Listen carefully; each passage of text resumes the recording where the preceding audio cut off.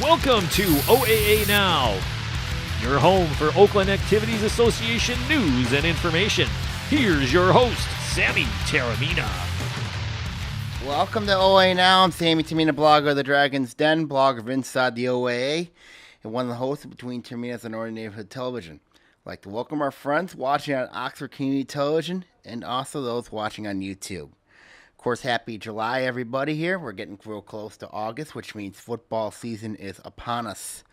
Of course, first day of practice should start August the 8th. And, of course, that means, it's very interesting how the season's about to go. Of course, a lot of teams are playing at 7-on-7 scrimmages, and also a lot of people are playing, are getting ready for the season based on but you got to know the heat. You got to know it's going to be hot and humid throughout the summer months, especially July and especially into August and early September. We've got a sad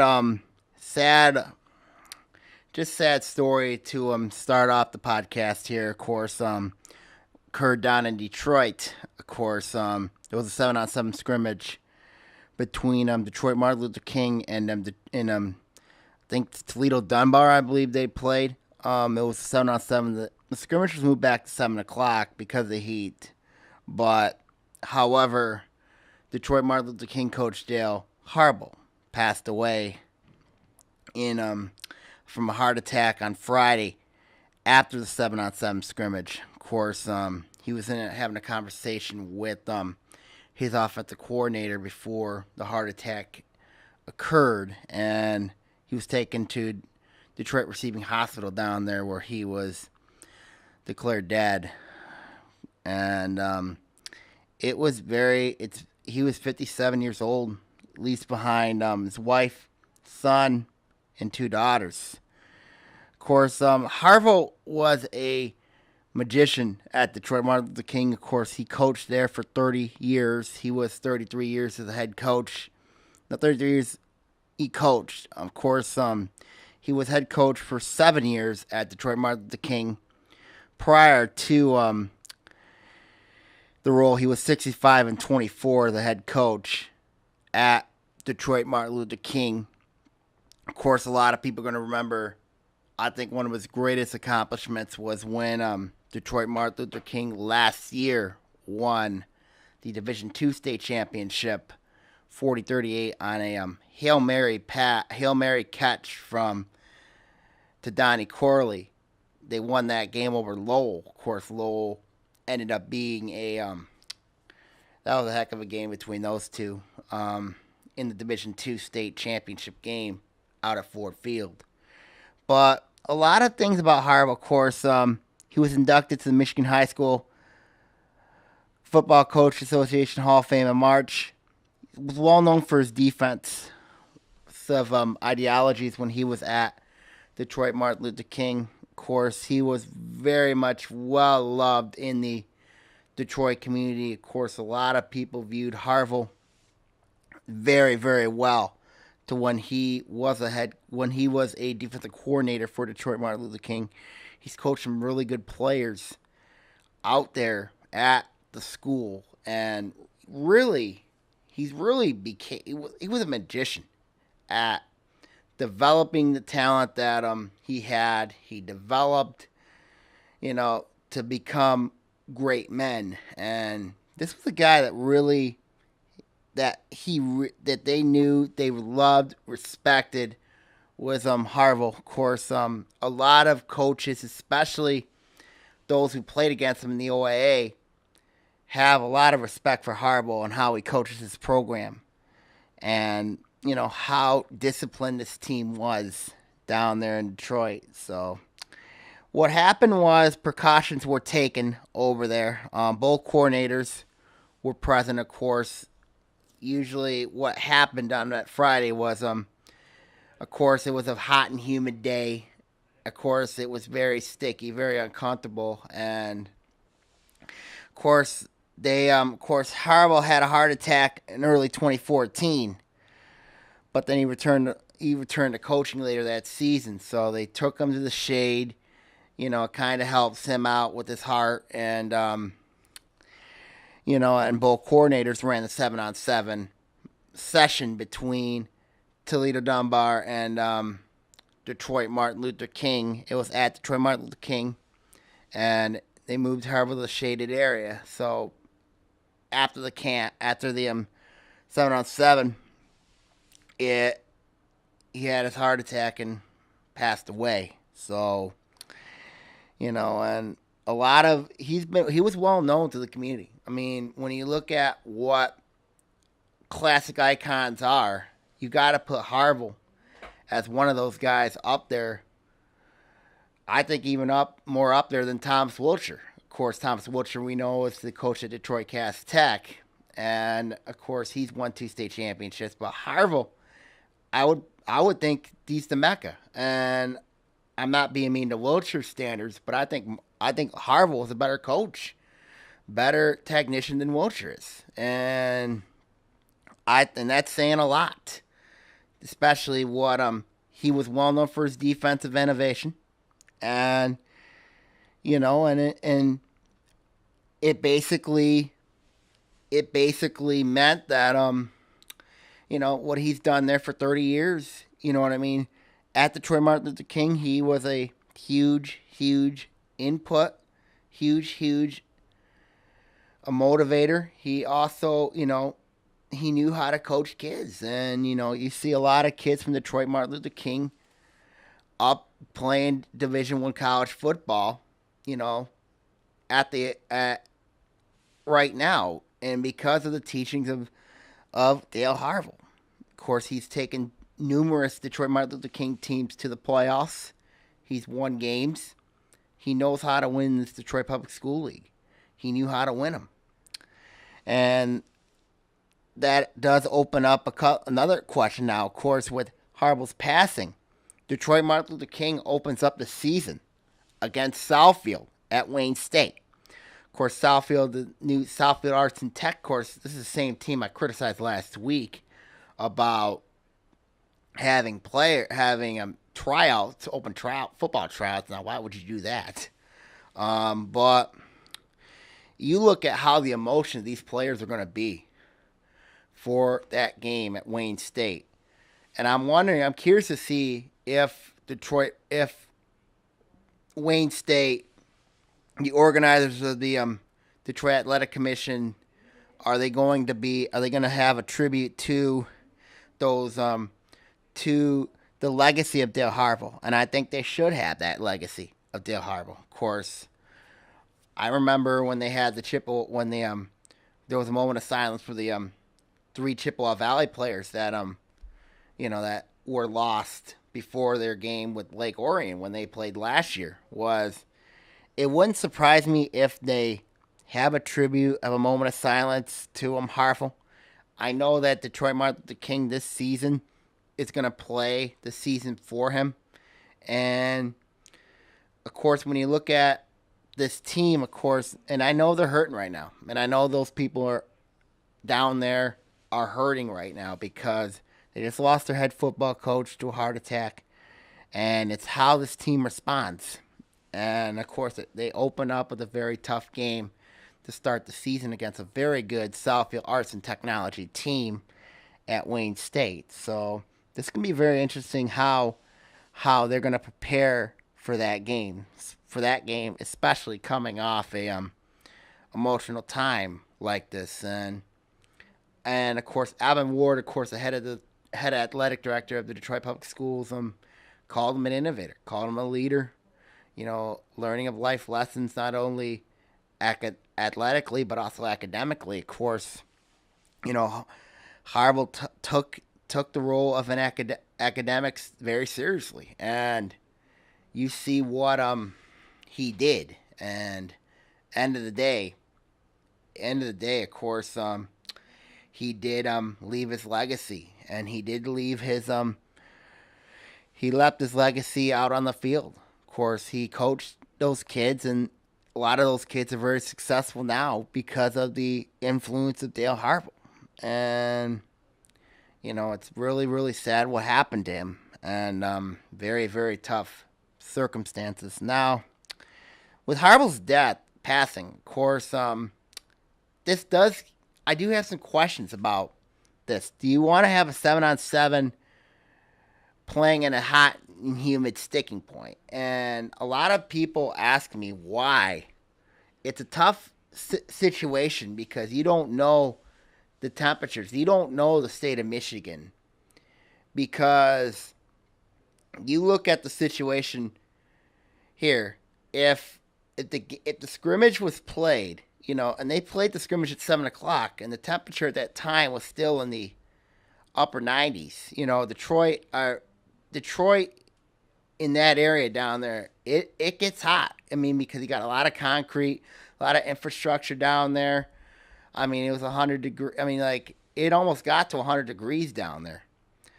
Of course, does that open the question of is there a certain temperature that you can play this type of scrimmage?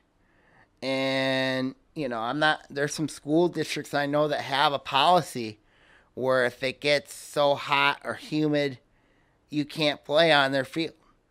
And I don't know if there was a questionable policy there or not to just say, let's play the scrimmage, let's play the I mean, when you look at the conditions down there at that time, it was hot and humid. Of course, Detroit was under a heat advisory at the time until 10 o'clock. It ended up cooling down a little bit, but when you're under a heat advisory, when you don't let your body cool off, it gives a problem, and it puts strain on yourself. It strains your heart, and and heck, even I can admit it happened to me on Sunday. You know what I mean? When I had heat exhaustion myself. I mean, you just have to stay in an air-conditioned room. You know what I mean? But if you're a football player and you're playing a 7-on-7 scrimmage, sometimes it's very difficult to play this type. It's very difficult when you're wearing a helmet, and that helmet's about 100 degrees. When you're wearing that, I mean, like I felt that when I played it at Lake Orion. It's never easy. And do I think that there should be a temperature decider to make sure for the player's safety? I mean, this is a safety issue here when you look at the heat and humidity of not only the players but also the coaches as well. Because you look at coaches, I mean, like, you got guys, you got some big guys, that can, it's difficult on a person when it is so hot and humid like it's been this summer in the state of Michigan, to even cool yourself, to basically, you need basically like a big fan, basically to, and then to cool yourself out. That's why it's always important to stay hydrated in this type of environment. And the reason why it happened like this, and do I think it's got to happen everywhere? Yeah, I mean, I think it does. Even when you're close to water, of course. Even when you're close to water, of course. Detroit, of course, you got the Detroit River down there. I mean, that can cool off some parts of the city. Other areas, especially like, now I know Oakland County does not usually have that water source, to cool itself off by. Of course, as you look at other shoreline counties around the Great Lakes, like Huron County, St. Clair County, St. Clair County, Tuscola County, Bay County, Macomb County areas down there. But do I think personally that it has to be, if every coach has to look at the weather conditions and say, well, I mean, like, if it's going to be too hot, if it's going to be too humid, then maybe we should think about canceling a 7-on-7 scrimmage. Maybe we should think about, maybe moving it to another day where it's less cool, where it could be cool out, where it could be just basically to adapt to the to make sure you have, or maybe even move it later at night. Detroit Martin Luther King, of course, they have lights at their stadium. They have lights. I mean, why not play their game maybe even later in the night, maybe around 8 o'clock, 9 o'clock, you know what I mean? But, or because when it gets cooler out, because, you don't have to deal with the sun bearing on you, whereas if you're playing a scrimmage at 5 o'clock or 6 o'clock, you're going to have the sun right on you, and it's going to be a very difficult process, so I think when I look at it here is you got to look at player safety and in the folds when you're playing a 7-on-7. I know a lot of people in the state, they have trainers to do this, you know what I mean, to look at how the situation is, how everything is folded. But, I think the Harbaugh passing away, you can't control your body. You can't control what happens. I mean, it was a very sad circumstance what happened to Harbaugh. It was a very, very sad circumstance. And, and do I think the heat and the humidity was a huge factor in its death? I think it was, because, especially with how much strain it can take on your heart. And, of course, Harbaugh did have a heart attack early in 2014, but I think the heat and the humidity that's been going on in this entire area around the state had a lot to do with this passing. And, and it does open up the question. Do you need 7-on-7?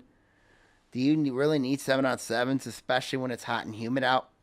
And, there are some times that you can do that, but then there are other times that, end of the day, you can't basically put it on. You can't basically go through this playing when it's hot and humid, and and basically looking at the surroundings of your area. It's difficult to play in this type of heat and humidity to figure out how that standpoint is.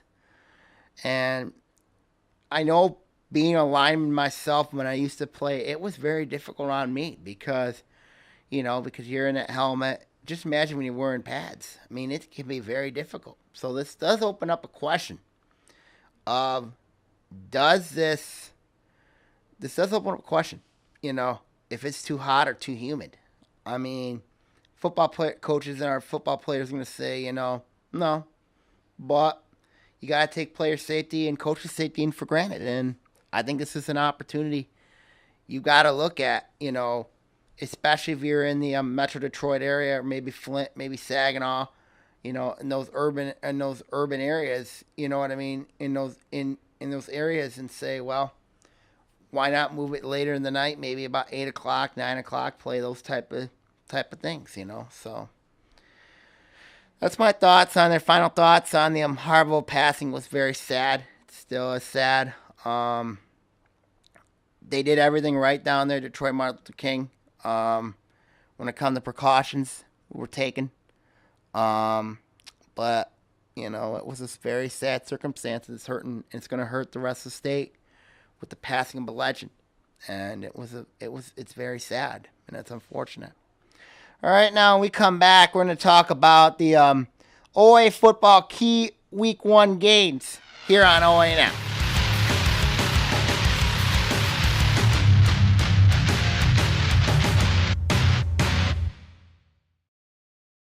We own a Habitat home. I love working on my Habitat home. Soy dueño de una casa de Habitat. My neighbor is a Habitat homeowner. Being a Habitat homeowner has changed our lives. My mortgage payment for Habitat is less than what I pay for rent. Habitat for Humanity of Oakland County currently has homes available with mortgage payments lower than most rent payments. If you or someone you know needs decent and affordable housing, call 248-338-1843 or visit our website at habitatoakland.org.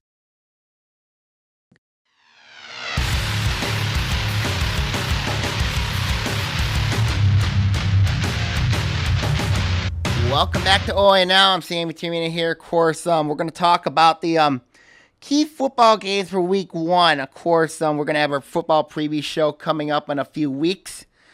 Of course, we're not going to include a couple OAA games in this factor here because this is like just OAA going up against teams that are in the non-leagues. Of course, we're not going to include the Bloomfield Hills versus Stony Creek matchup, the Rochester versus Rochester Adams game, nor the Groves versus West Bloomfield games. So, because they're OA versus OA type of games, so we're not going to include those.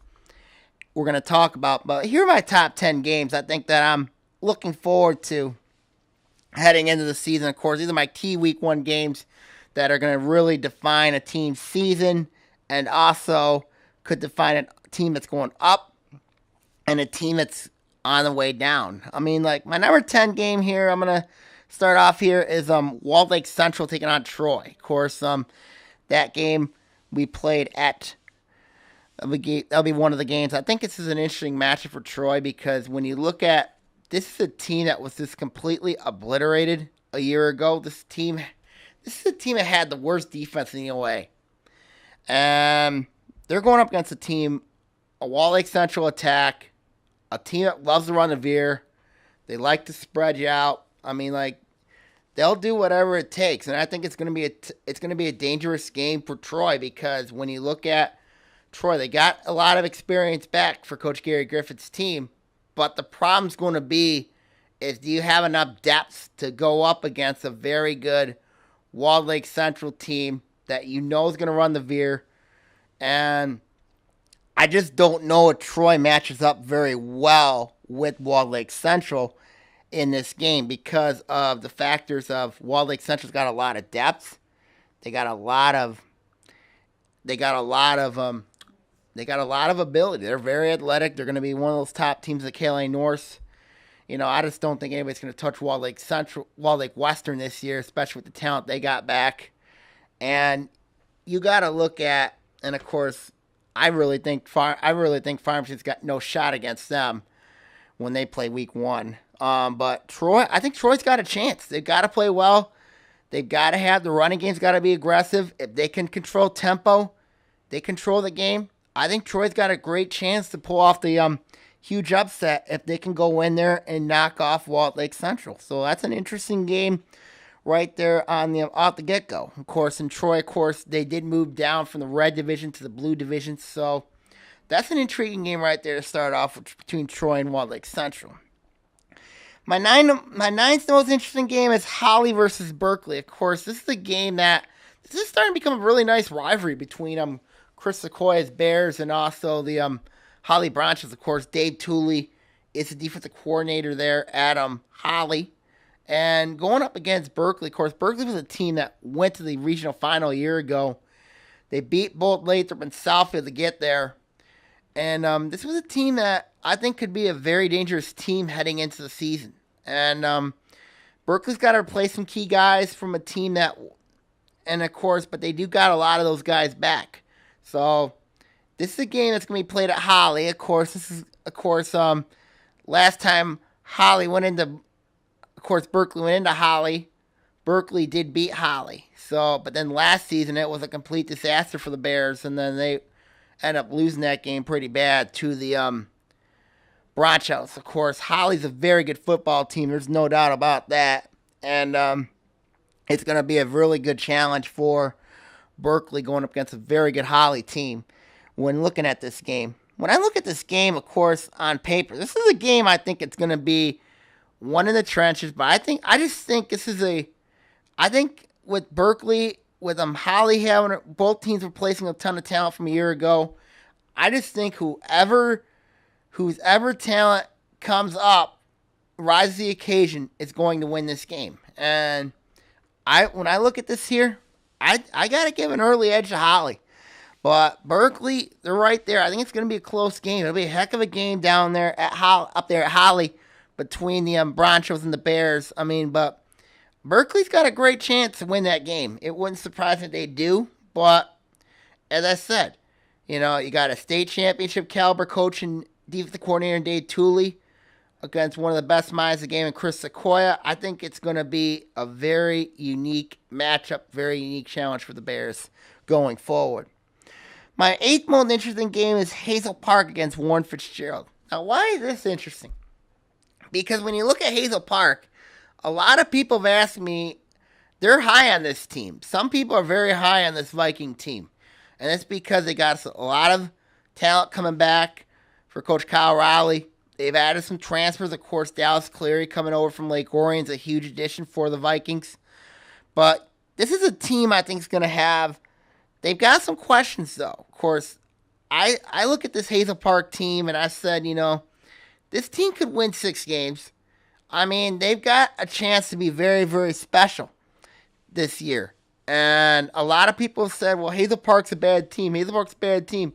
They've been bad for years now, but I think what Kyle Riley's doing down there is turning the corner over there. And why not try to make an impact when you go into going up against a team in Warren Fitzgerald, one of your arch rivals, who's made the playoffs the last few seasons, and make a statement by knocking off the Spartans.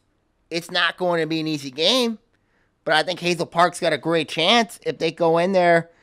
If they go in there hungry and determined to go out there and win, shut down Warren Fitzgerald's strength, which is going to be their run game.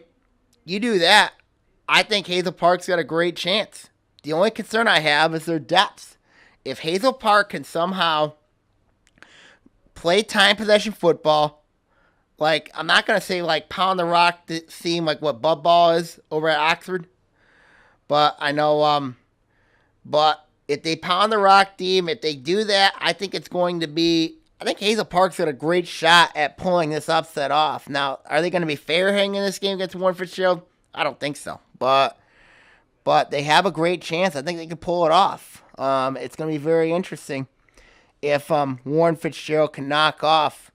No, if Hazel Park can knock off Warren Fitzgerald. And I think Hazel Park's got a great chance at pulling that upset off. Another interesting game is going to be in the big house at Michigan, of course. It's East Kentwood taking on Farmington Harrison. This is a rematch of last year's game where that was won by East Kentwood 21-14 over the Hawks. Harrison's got a lot of talent, some talent coming back, of course, led by Notre Dame recruit Obi Avogado. Of course, this is a big game for the Hawks, especially because this is a matchup where Harrison has to come out and play their will against a very good East Kentwood team. Of course, East Kentwood a year ago, they were a playoff team. They did some damage. They play in that very tough Ottawa-Kent conference when you have to play against teams like Muskegon, Hudsonville, Rockford, Holland West Ottawa. It's not an easy conference to go up against. So if I'm Harrison, this is a big game for the Hawks, and they're replacing your quarterback. It's not an easy thing to do. And, of course, you have your school closing in 2 years. It's going to be very difficult, for the Hawks to basically, but for this Harrison team, they've got to do well. And if they have to accomplish, they have to play well if they have a chance in this game. Now, it's not going to be an easy game. There's no doubt about that. But there are some players who played in that game last year who know the feeling of losing to East Kentwood. And this is a game where I think it's going to be important if Harrison can go out there and pose its will against a very good Falcon team. If they do that, I think Harrison comes out of the big house with the win at Michigan Stadium. So keep an eye on that game, of course. Another game that interests me, of course, is Walled Lake Western and Farmington. As I said earlier on the when I talk about the Troy versus Walled Lake Central game, I said Farmington's got no chance in this game. And I still don't think they have a chance. Because when you look at this game here, Walled Lake Western's got a lot of athletes. They got a transfer who came in from Birmingham Brother Rice. You have a Michigan State recruit on that team. And Cody, I think it's Cody White's his name. I just don't think that they have a chance. And, of course, Farmington's got some athletes, but I don't think they're as calibers as Walled Lake Westerns. And I really don't think Farmington's got much of a chance in that game and the big house against Walled Lake Western. Let's go to my other games here. Of course, interesting one here I got is Warren Mott taking on Troy Athens. Now, a lot of people are going to ask me, why is this game important? Well, here's why. Josh Hepner's team, of course, Athens, they finished 5-4 a year ago. Really took my advice to notice with their defense. Of course, 2 years ago I said this was the worst defense I've ever seen of Troy Athens. They gave up a ton of points. They gave up a ton of everything. Last year, Troy Athens, they gave up the third fewest points in the red division a year ago, and they improved greatly. They have a quarterback named Joey Stark who's very good, very athletic. They have a good running attack, good passing attack, well-balanced team down there at Troy Athens. Josh Hepner's done a magnificent job with that team. And they got a big offensive line. Warren Mott's got a big offensive line. Big defensive line. They're a team that really much... This is a team I think it's going to be very interesting how these two teams match up. Because the last time Warren Mott took on Troy Athens, it was an absolute epic disaster. And Troy Athens kind of struggled later in that season. Troy Athens now, they're a much better improved team. I still believe if they would have knocked out Macomb L'Anse Creuse North last year, they would have been a playoff team. Troy Athens, this is a key game for them because if they win this game week 1, then they'll give them some confidence. It'll give them some confidence going in to the season. And that's something that this team needs after a tough 5-4 stretch.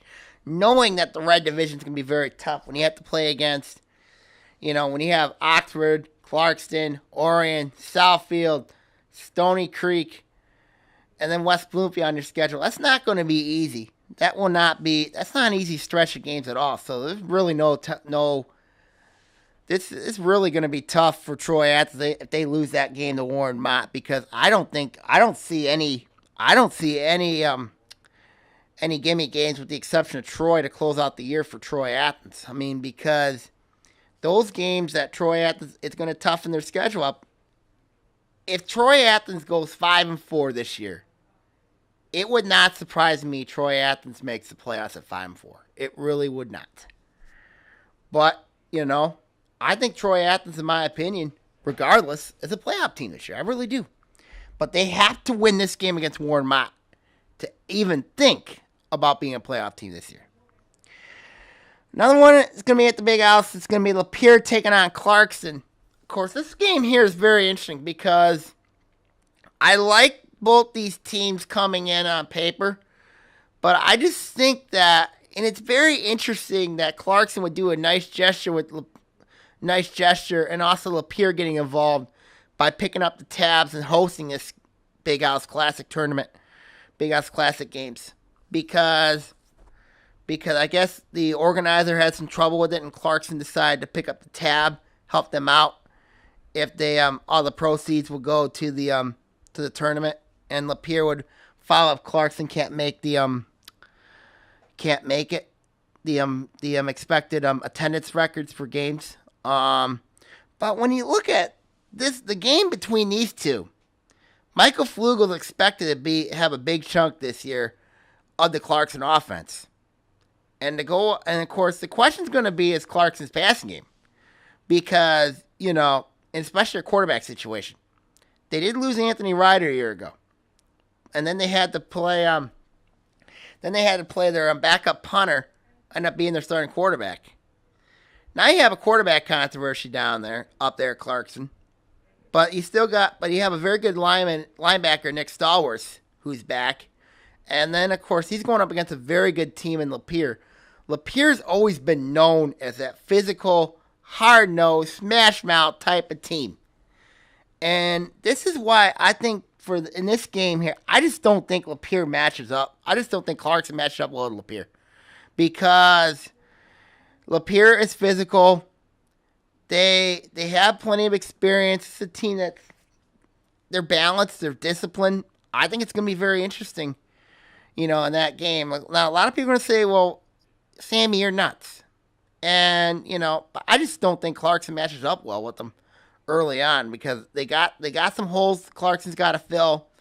Lapeer, I just think they're well coached. They're well disciplined. It's going to be a tough matchup for Clarkston to go up against Lapeer, that type of team, and go in there and just have some confidence. And end of the day, I've got to give an edge, though, to Lapeer because a lot of people say this is going to be an even game. I know Lapeer people are going to be thinking, Clarkson's going to be a tough game. It's going to be their toughest game of the year. And it is for them. But for Clarkson's sake, I don't know if they match up well with Lapeer. I really don't, to be honest with you. Another game here on the plate. We got Romeo taking on Oxford. Man, oh man, does this bring back memories. Remember 2011. Lake Orion goes into Oxford, of course, and then they lose 41-20. Do I think this is the same fate for Romeo? Absolutely. Because I think Oxford's a better team this year. Because you look at this team, Nate Fleming, I think, is on the verge of having a breakout season. And then, of course, you got Romeo, very young team. They lost a ton of talent a year ago. A senior-heavy team a year ago that won the state title. And now you're taking a young team to Oxford to take a very good Wildcat team. And I think this is going to be a trap game. Now, Oxford's got to improve a lot on their defense if they're going to be all right this year. But they got a lot of offensive talent. They got a lot. I mean, I like Fleming a lot. You impose his arm to what Bud Riley likes to do with the Bud ball. I think this is the making of a very, very good game between those two teams. But I think Oxford's a little bit better this year than Romeo. And I think Oxford will win that game over Romeo. But it's a big game for Oxford. If they can go. Now, Romeo did move up the Macomb Area Conference Red Division, so that's going to be a very tough division for Romeo. But I think Oxford right now, on paper, is better than Romeo right now. Now, a lot of Oxford people are going to say, we're a team that's going to be bad. We're a team that's going to be up and down. Well, I think Oxford's on the way up this year. I really do. I like this Oxford team a lot, who they got back. Another game here on the plate. Got Orion taking on Chippewa Valley. This is once again a rematch. Chippewa Valley's won the last two meetings over the Dragons. The Dragons have not made the playoffs the last two seasons. Chippewa Valley, very young team they got back. Orion, of course, we know about their defections with Kane Prescorn and Keith Fields, and also Dallas Cleary. I mean, you look at this Dragon team, they got a lot of questions. This is a team that's got so many questions.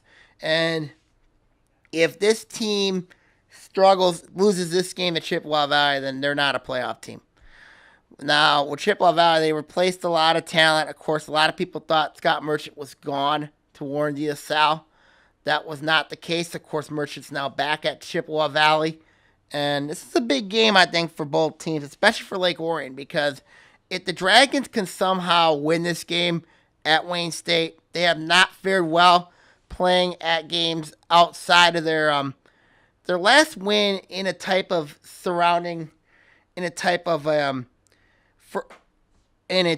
when you have a home game in place for week one. The last game, that was my senior year in 2005 when we knocked out Troy at Eastern Michigan. And that was incredible, though, feeling that feeling. But for Lake Orion, this is a game they have to win if they have any playoff aspirations right now. This is a game they have to win. Is that first game against Chippewa Valley. They have to win that game. Got two more games here to mention before we go to break here. Of course, the next game to mention here is Detroit Martin Luther King and Southfield Arts and Technology. Like I said, of course, we know the emotion of Detroit Martin Luther King with the passing of Dale Harville. Of course, Southfield debuting their brand new team. Of course, Southfield Arts and Tech, the Warriors. It's going to be a heck of a game between those two teams with the emotion that the Crusaders are going to have against Southfield's experience and also their I think the key player in that game is going to be Sam Johnson III. Of course, he's going to be a sophomore heading into the season, and I think he's in line to have a huge season this year for Southfield Arts and Tech. And perhaps the most interesting game on the docket for week 1 is going to be Oak Park taking on Detroit Cass Tech. Of course, this is a game that a lot of people are high on Detroit Cass Tech as possibly being the possible state champions Division 1. Don't crown them yet because there's still some other teams, good teams in Division 1 that can be that could threaten Detroit Cass Tech. I mentioned a couple weeks ago, I think Southfield can really end Detroit Cass Tech season this year. I really like that Warriors team. But when you look at the this game, a lot of people are high on Detroit Cass Tech. And they're taking on Oak Park. Of course, Oak Park got their fair share of athletes too, And this is going to be a game where I think it's going to be a close game. I think it's going to be a tight game. But the key for Oak Park, and of course, we all know Greg Carter's a very good defensive coach. And of course, Greg Carter's been known for his defense there. Playing this game, I think it's going to be a heck of a game between those two teams. But I just think, and it's going to be, you got Rodney Hall, of course, quarterback at Detroit Cass Tech. And you got Oak Park, of course, they're going to be very talented. I like Dwan Mathis, their quarterback. I think it's going to be a heck of a game between those two teams. And I think, end of the day, I think Oak Park's got a great chance at winning this game. I really do. And if they come out, play well, show their will on Detroit Cass Tech, take out their athletes, especially Diamond Peoples-Jones, who's been getting ranked high nationally, then I think Oak Park's got a great chance to go in there and win that game. And I think they have a great shot at winning that game. So we'll see what happens. My final thoughts here on that, of course, on the games here. Of course, as I mentioned, I didn't mention the Bloomfield Hill Stony Creek matchup, in which that game I think is going to be it'll be a good game there. Rochester versus Adams, of course. Rochester's not beaten Adams since 1996. And Groves West Bloomfield. That's going to be a heck of a game between those two teams. I think that's a game I think it could tell Groves this season, especially because Groves has a very vicious schedule this year. Of course, playing West Bloomfield, and of course having to play that white schedule before, and then closing out the year with Saline, which is going to be very, very difficult. And then of course they got to play Southfield in that stretch too, which that's going to be just absolutely nightmaric for the Falcons of Groves. So we'll see what happens. Keep in touch with Media Day here. Of course, coming up on the horizon, of course, we will have the official football preview show for all three divisions, the red, the white, and the blue, coming up in the next 3 weeks prior to the beginning of the football season. So, all right, now when we come back, we're going to talk about Chris Farr. Of course, was this just poetic justice, or was this just this bad thing, and a miscarriage of justice here involving that scandal? Here on OAA Now.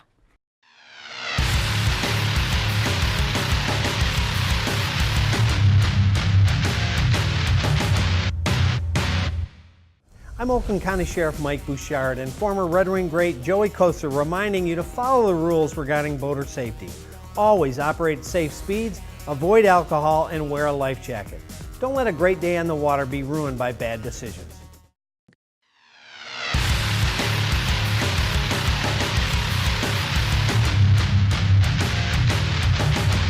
Welcome back to OAA Now. I'm Sammy Termina here. Of course, my final topic here of the day, as I mentioned, though, back to the second segment here, of course, I didn't mention the other games. Of course, you got Wall Lake Northern taking on North Farmington. That's going to be a very interesting game. I think that North Farmington and I just don't think North Farmington's got enough to beat Wall Lake Northern this year. Seaholm, Berman, Brother Rice, that's another intriguing game. I thought about putting that in the second one, but I just think that, end of the day, I just think that Berman, Brother Rice a little bit better than Seaholm this year. But Berman Brother Rice is a very young team. It would not be an easy game for Seaholm, but Seaholm's got a chance, I think, to pull off an upset here if they can somehow go in there and control things there in that one. Avondale, New Boston, Huron, of course. I don't think Avondale's got much of a chance against New Boston, Huron. New Boston, Huron, very talented team. And, of course, it's going to be at New Boston, which is going to be very difficult for anybody of Avondale's stature in that game. Of course, Lampier and Ferndale at Lampier. That's going to be a very tough matchup for the Eagles.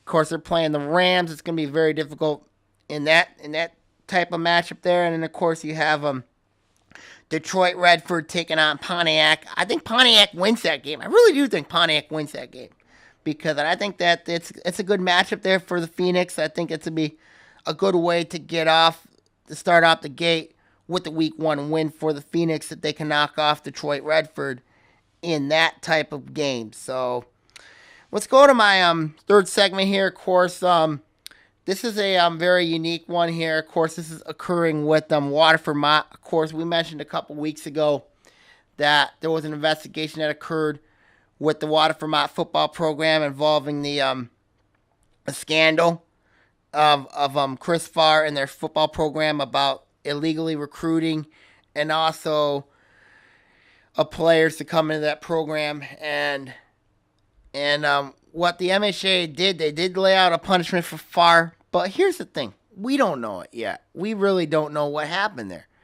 Of course, the Waterford Mott School District and the MHA decided to keep this punishment in-house instead of leaking it to the media. So that was really a surprise and a disappointment, in my opinion, because when you look at this punishment here, we all knew what happened to Nick Linesman. Of course, he got let go by the He got let go by the Waterford School District, of course, not coaching freshman football, given a ban of two playoff games, of course, by the MHA for his role in the scandal. But we don't know what happened to Chris Farr. I'm surprised this guy's got a job after this scandal. It's like everything pointed out that everything was thrown at Nick Linesman, and we mentioned this a couple weeks ago. How in the world does Chris Farr get away with this? This is basically illegally recruiting. It's very similar to what's going on with SMU when SMU ended up paying football players, ended up getting them the death penalty. I mean, I'm a little disappointed here with the MHA that they would not release their punishment. But there was a source, according to the Detroit Free Press, saying that this was going to be a 2-game suspension. A 2-game suspension. Are you kidding me? Are you kidding me? Why? What the MHA is saying is this was basically all Nick Linesman. When they had the investigation into this, I mean, what is the punishment the MHA gave to the Waterford Mott football coaching staff and Chris Farr? Why? I mean, what was the penalty? He was penalized. We know that. I'll be curious to see when the KLA Media Day comes out. I'm very curious because do you think he's going to get these type of questions on Media Day? And it wouldn't surprise me in a couple weeks that people like the Detroit News, the Detroit Free Press, maybe MI Prep Zone is going to get questions surrounding this scandal and of having illegal practices and illegal recruiting. The worst case that this coaching staff would have got was a 4-year ban. And end of the day, it's looking like that Farr and his staff might have got suspended for Farr may have got suspended for 2 games. And to me, that's a slap in the face in all reality, because there is evidence that he was involved in this process. And and I guess the MHA looked at it a little differently and said, well, Farr is going to get punished. With 2 games makes a lot of sense to punish Farr instead of maybe going at it like that, maybe even basically surrounding maybe giving a death penalty. But this is looking like more that Chris Farr got let off easy and Nick Linesman ended up being the scapegoat in all this. And to me, that's not right. That Nick Linesman is a scapegoat to this punishment that the MHA opened up. And it kind of reminds me of, what are the MHA's core values? What is their values in punishing teams? And with the school district's investigation and all that, what is it that would say to me, you let Nick Linesman go and you let Chris Farr off easy? Now, I don't know the punishment, what he got, but I think there's going to be a lot of people that are going to feel really uneasy with Chris Farr nowadays. And I think for him personally, it's how you got to create you got to create the, and it also describes weakness within the MHA, because if they knew what this was going on and they're not going to put anything to it, put a stop to it, then what does the MHA do? What does the MHA have as an entity? Because, this was your opportunity if you're the MHA to put the hammer down. And they did not. Because, and now I don't know what the punishment was. I don't know why that Farr got. But if it was in the severest of severes, then I don't think he should be coaching this season. But it's looking like this is going to be a 2-game suspension for him. And 2 games is basically a slap in the wrist. Unlike what Linesman got, who ended up losing his job, got canned. I mean, I'm still in disbelief what happened with this case. And, of course, you have Waterford Mott, who I think is going to be I think right now, when I look at Waterford Mott this season, they may be third in the KLA. They may be third place team in the KLA North Division behind, obviously, Walled Lake Western. But I like Walled Lake Central. I also like Walled Lake Northern. I mean, those are some teams I like. They're going to be very good heading into the season. All 3 Walled Lake schools. And then, of course, Waterford Kettering's going to struggle, and Lakeland's going to struggle in the KLA North. Of course, this will be the last year that they will be in the KLA. Of course, they're going to be leaving the league to form their own league with the Walled Lake schools, Waterford Kettering, White Lake Lakeland, Milford, and those type of schools. And also you got the South Lion East. Those are going to form a small 19 league, very similar to that of the Big 9. And here, I think Farr getting away with, it's looking more and more like Farr got away with this.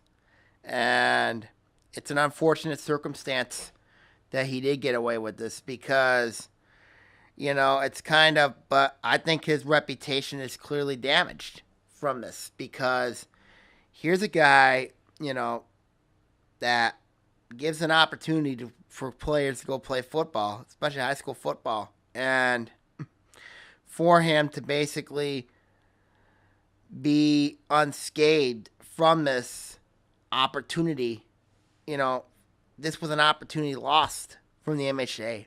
And it's because of this situation that there's going to be a lot of people very upset with not only the Waterford Mott program, but also the MHA, because they didn't drop the hammer down. And I don't know if the MHA looked at what happened with Miami. Of course, we all know what happened with Miami with Nevis Shapiro, with how that ended up going down, or maybe even the SMU death penalty. A lot of people have looked at that from college football, or maybe even some past cases where the MHA cracked down and banned certain coaches for 2 years, and and increased it to 4 years, their whole coaching staff for 4 years. And I just think that the MHA is just really, really, and if this is true, slap in the face of the entire, of this investigation, saying, that anybody can violate the rules on their given time. And I think that's what the MHA is looking like it did, according to the Detroit Free Press, is it's got to come out. This whole thing has to come out. And I don't know what the penalty was, but it's got to come out. Because this is what the punishment's looking more and more like. It's looking more like Nick Linesman is a scapegoat in all this. And what happened here, no, it can't be allowed. It can't be allowed. And a lot of people are going to say, well, the MHA, they cracked down. No, they didn't. They didn't crack down on it. They just gave him a slap in the face. That's what it's looking like here in this punishment here. That's what it's looking like. Final thoughts on that. Of course, see what happens if the MHA or the Waterford School District decides to release the information. I know Farr's going to get it on media day. I know he's going to get it. So, going to get it with the questions with the media. So, we'll see what happens going forward. So, my final thoughts here, of course, on the show here, of course, and we all know about the Harville passing sad situation that occurred over the Troy Martin Luther King. But it does leave questions about playing 7-on-7 when it's hot and humid out. The key week 1 games for football, I touched on my top games, of course. I also mentioned some of them early on here. And we didn't mention the 3 OAA games, of course, Bloomby Hills and Stony Creek, Rochester Adams, and Groves and West Bloomfield, because they're OA versus OAA games. So we'll go over that during the previous show coming up. So we'll see what happens heading into the season, okay, heading into the year. So, okay, I'm going to sign off here. Enjoy your day. Stay cool. Take care, everybody. Good night. God bless. We'll see you soon. OAA Now is produced at Orion Neighborhood Television, Lake Orion's community media outlet. To learn more about ONTV, visit our website at www.orionontv.org or call us at 248-393-1060.